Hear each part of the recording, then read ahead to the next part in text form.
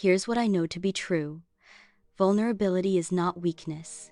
It's the most accurate measure of courage. And today, I want to talk about a woman from around 1300 BCE who embodied this truth in ways that still take my breath away. Her name was Naomi, and her story is about what happens when life completely falls apart and we're left standing in the wreckage, wondering if we'll ever feel whole again. Let me tell you something.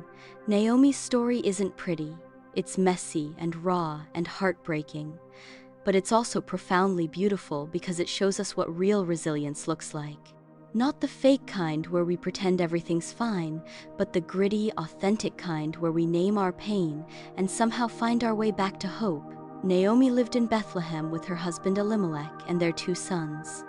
When famine hit their land, they made a survival choice. They packed up everything and moved to Moab, a foreign country with different customs and gods. Sometimes we make decisions from scarcity, right?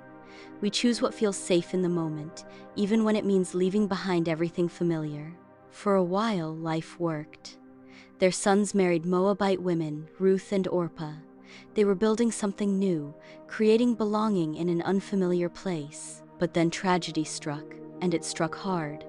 First Elimelech died. Then, 10 years later, both sons died too. Naomi was left completely alone in a foreign land. No husband, no children, no security, no identity. Here's what vulnerability research teaches us. When we experience profound loss, our nervous system goes into survival mode. We either shut down, or we get angry, or we blame. Naomi did what many of us do. She got bitter, and she owned it. She literally said, "Don't call me Naomi anymore. Call me Mara," which means bitter. The Almighty has dealt very bitterly with me. I went out full, but the Lord has brought me back empty. Ruth 1:22-1 tells us exactly how she felt. I love Naomi's honesty because it gives us permission to name our pain without shame. She didn't pretend to be grateful for her suffering. She didn't spiritual bypass her grief. She said, "This is where I am right now, and it sucks." That's emotional granularity, and it's the beginning of healing. But here's where the story gets interesting. Even in her bitterness, Naomi heard that there was food back in Bethlehem. Hope is funny that way. It shows up as the tiniest whisper when everything else is screaming. So she decided to go home, and her daughters-in-law started the journey with her. This is where we see what true love looks like. Naomi told both women to go back to their families to find new lives. She believed her future was hopeless and didn't want to drag them down.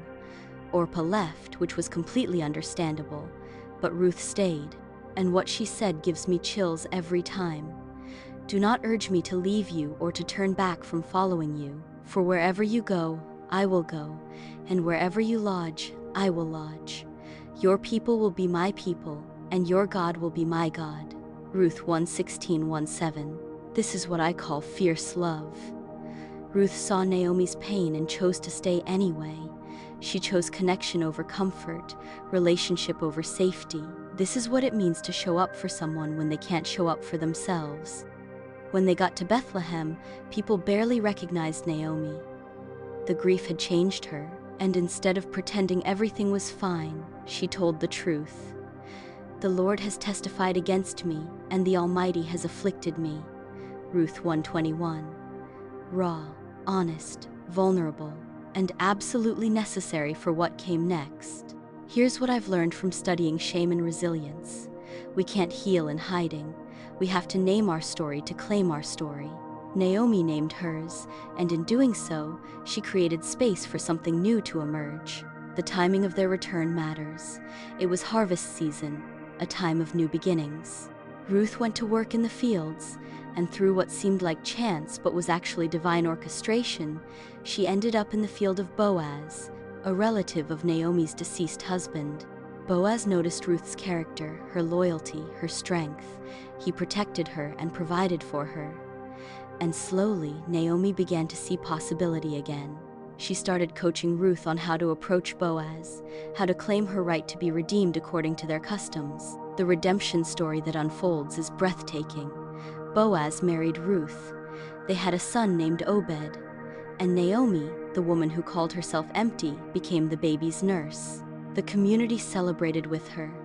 "Blessed be the Lord, who has not left you this day without a kinsman redeemer.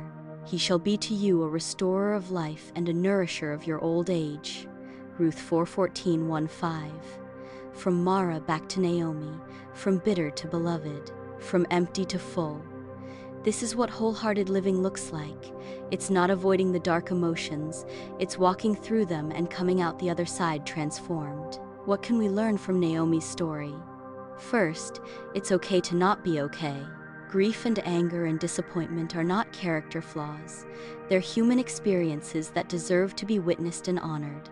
Second, vulnerability is the pathway to connection. Naomi's honesty about her pain created space for Ruth's fierce love and the community's eventual celebration. Third, belonging happens when we show up as we are, not as we think we should be. Naomi didn't have to fix herself before she could be loved. Fourth, our stories don't end with our pain. Even when we feel completely broken, there's always possibility for renewal, for what I call the uprising.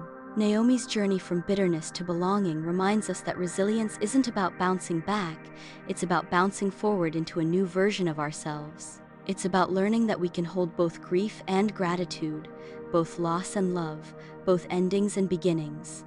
Your story isn't over, even when it feels like it is. There's always another chapter waiting to be written, and sometimes the most beautiful chapters come after the most difficult ones. Share your thoughts in the comments below. Thanks for watching.